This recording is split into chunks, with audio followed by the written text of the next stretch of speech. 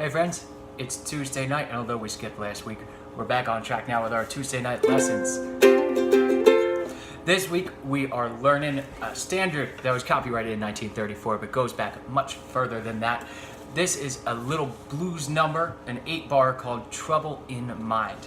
And while we're going to learn that tune today, we are also going to talk about transposing songs into different keys and how to figure that all out so you can play it however you like.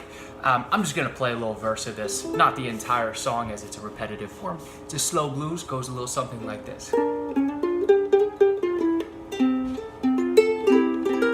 Trouble in mind, see I'm blue, but I won't be blue always. Where that sun's gonna shine in my back door someday.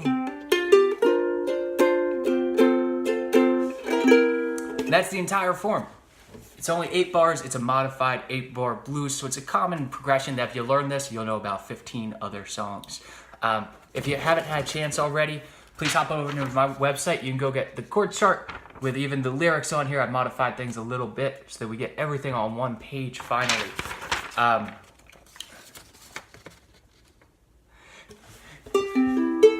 So we're starting out, we're in the key of F in this song, and there's only 6 chords, and it's really not too bad. It goes a little bit something like this. We're starting on our F major chord, which you likely know. We're gonna put our second finger on the 2nd fret of our G string. We're gonna leave that C string open. First finger on the 1st fret of the E string, that's your F. And then we're either gonna play an open A, or if you want, you can put your 3rd finger or pinky on the 3rd fret.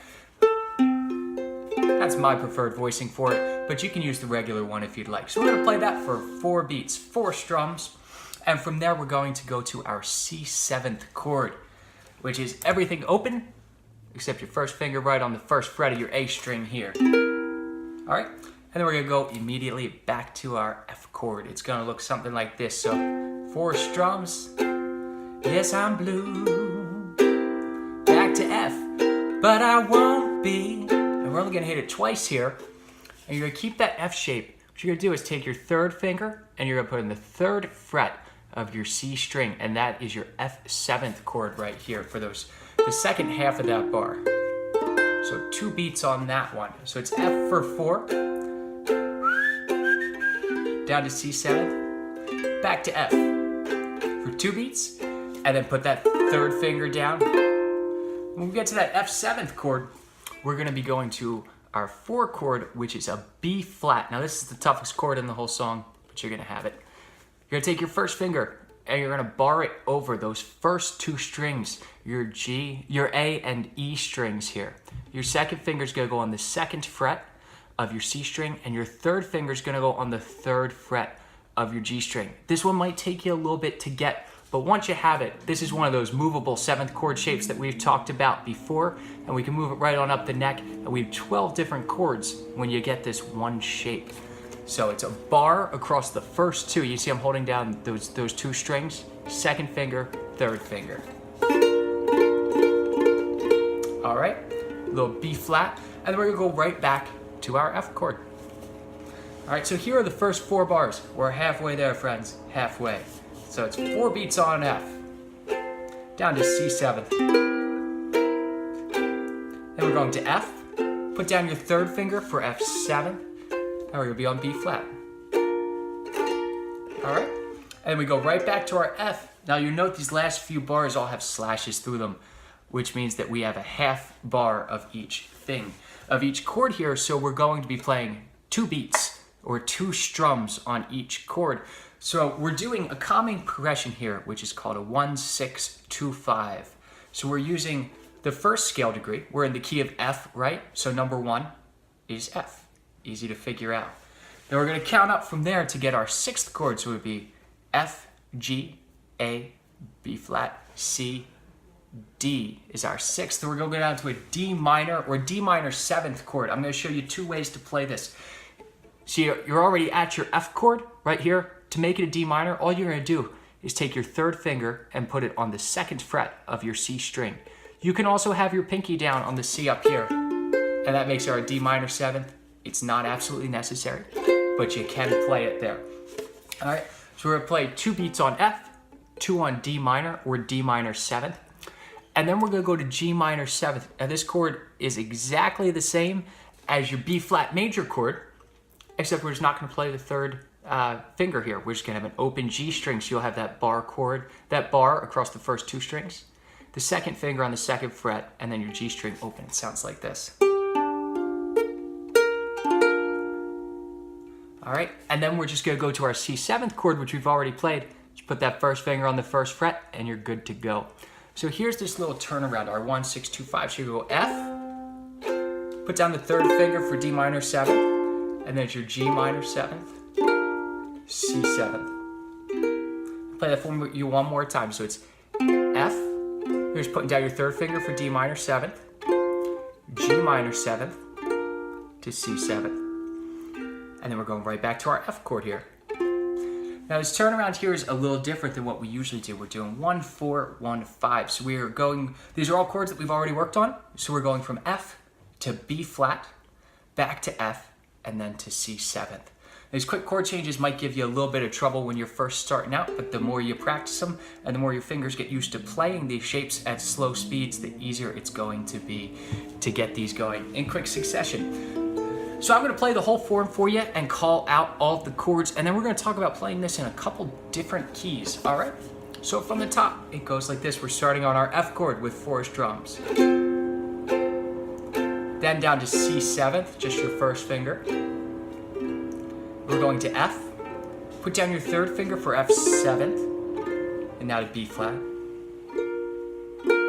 Now our 1, 6, 2, 5. So F, put down your 3rd finger for D minor 7th, G minor 7th, C7th, F, up to B flat, from F to C7. Now that's our entire song. And you might find, like I did, when I went to learn this, it was initially in the key of C, all the recordings that I found, and unfortunately my voice doesn't work too well with the range that's needed for this song in C. So I had to take these chords and transpose it to a different key, which means I'm playing the same exact chords. They're all related, exactly the same, but we're starting on a different chord. So if we were doing this in the key of C, I talked earlier about our 1, 6, 2, 5 progression. And we're gonna talk about how using these Roman numerals to get around our chords, or a numbering system, creates a whole new list of possibilities as to how we can play this. So as we said previously, we're in the key of F. So our 1 chord is the key of F. So let's throw this over to the key of C, because maybe that'll work better for you. So if we're in the key of C, our 1 chord is now the C, and thus our 1st chord is a C. We all know our C chord, just the 3rd finger on the 3rd fret here. All right, so that's what we would play for the whole 1st bar. Now our 2nd chord, if we count up from F, we're playing a C7th, right? So F, G, A, B flat, C. It's our 5 chord, or what we call the dominant. So in the key of C, our dominant would be, we're starting on C now instead of F.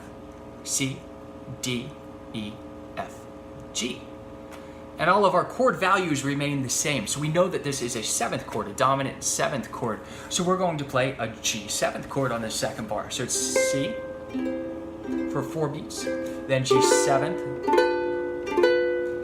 and then we're going back to our C, right? We know since we're back to our 1 chord, and then we're going to a 1, but with a 7th in here. So we'll play a C7th chord, which we've already worked on. All right. Now we're getting to this next one, and this is a B flat in the key of F. So we just want to count up from there. F, G, A, B flat. It's our 4 chord. So our 4 chord in the key of C would be F if we count up. C, D, E, F. We've already went over our 4 chord, so you can play that bar already, right? So in the key of C, we would have C, G7. We're going back to C to a C7, and then we're on F. All right, and that brings us to our 1, 6, 2, 5 progression. So all you have to do if you want to play this in any key, not just C, is find your root note, count up from there, and figure out what chords we're playing. So obviously our 1 chord we've already went over is our C major chord, right? And then our 6th chord we have to count up. C, D, E, F, G, A. A always loops us back around. We only go up to G in the musical alphabet. So you'd be playing an A minor 7th chord, which is written there. And then our 2 chord, we would count up. So C, D. We're at a D minor 7th chord. All right, which we already learned. And then when you go to your 5 chord again, we already have it's a C7th on the chart. It would be a G7th if we're in the key of C. And yes, you can play this on a normal guitar. The chords will work just fine. Even if you use the ukulele voicings, you'll just be off a 4th from where you're playing. But it will work just fine. The chords translate to any instrument. And when we understand these basic theory concepts of being able to transpose our chords to different keys, this works on any instrument. It's not just about ukulele. So when I'm learning a new song, such as Trouble in Mind, maybe this one's new to you, I like to transpose it to 3 or 4 different keys because it sounds exactly the same, but the different voicings give us different possibilities. And a lot of times your vocal range will fit better in a key that a song isn't written. Just because it's in that first, just because it is in the first key or the recording that you heard it in does not mean that it has to be played in that key. You need to find one that's comfortable for you for singing and playing, and that's what's important. All right, and you note in my story earlier I posted this. It's the circle of fifths, and this tells us what our key signatures are and how it'll help us with transposing keys. So you'll note that we went from F, which is right off to the left here, to C. All right, and if you download this, it shows you what all of your key signatures are, or which sharps and flats are in each key, which is how that we knew that F had a B flat in it. And in another week, we'll get into more concepts in using this circle of fifths and figuring out why we're playing what we're playing.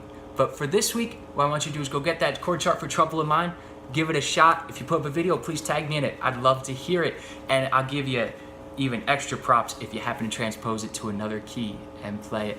Have a good week, everyone.